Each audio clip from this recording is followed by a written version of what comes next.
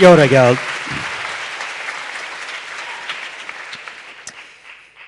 Ma egy komoly dologról szeretnék beszélni nektek. A családommal még 1993. augusztusában jöttünk Magyarországra, és ez a mai a 22. gyereknapi programom.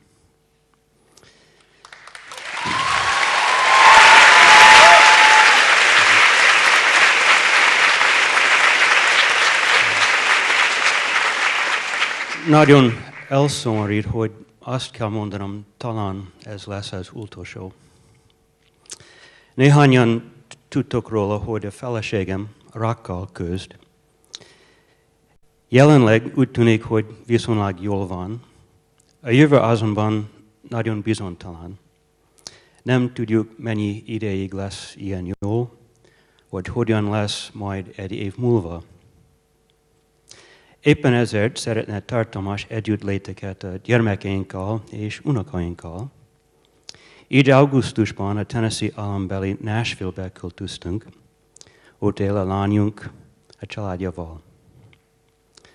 Nagyon nehéz és fájdalmas döntés ez számunkra, mert igazán megszerettük Magyarországot.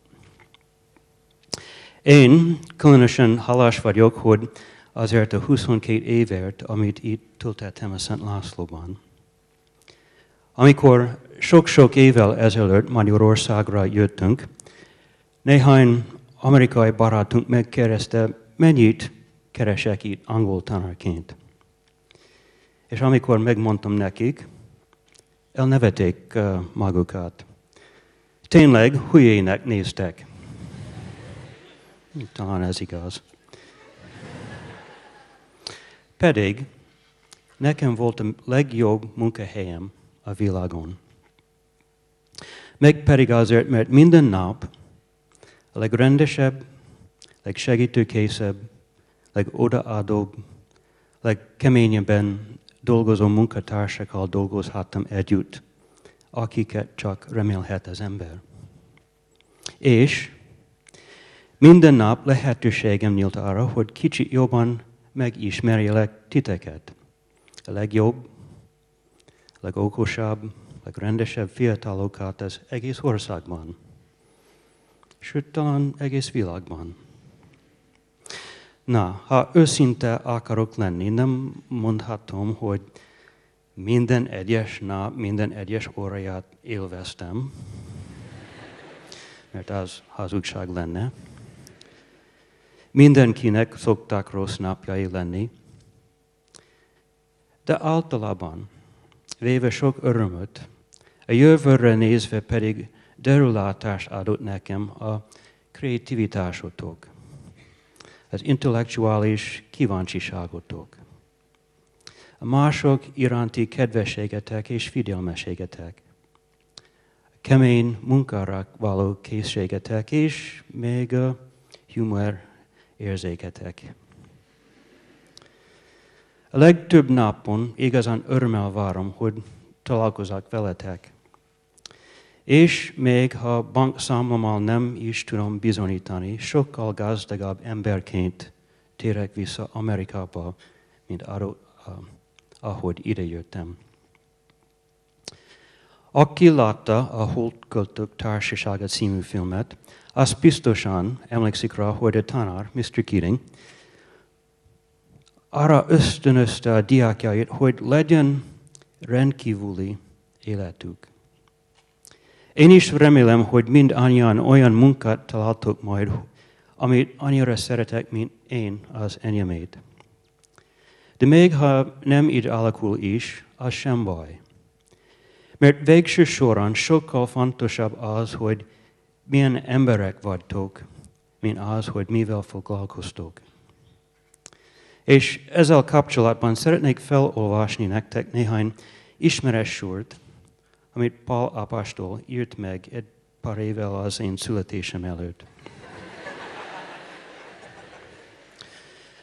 Ha emberek, vagy angyalok, vagy angolok nyelvén szólok is, Szeretet pedig nincs bennem, olyan lettem, mint a zengőérc vagy pengő szimbólum. És ha profétálni is tudok, ha minden titkot ismerek is, és minden bölcsességnek birtokban vagyok, és ha teljes hittem van is, úgyhogy hegyeket mozdíthatok el, szeretet pedig nincs bennem, semmi vagyok. És ha szétosztom az egész vagyonomat, szeretet pedig nincs bennem, semmi hasznom abból. A szeretet türelmes, jóságos. A szeretet nem irigykedik, a szeretet nem kerkedik, nem fuvalkodik fel. Nem viselkedik bántóan, nem keresi a maga hasznát. Nem gerjed haragra, nem rolja fel rosszat. Nem örül a hamiságnak, de együtt örül az igazsággal. Minden elfedez, minden hisz, minden remél, minden eltör. A szeretet soha nem elmúlik.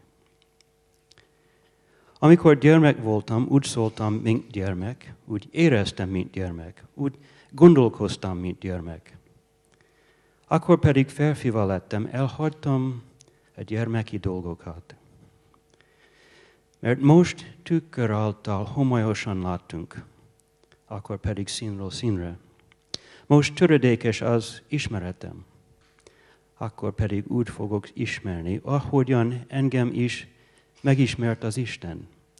Most azért megmarad a hit, a remény, a szeretet. E három.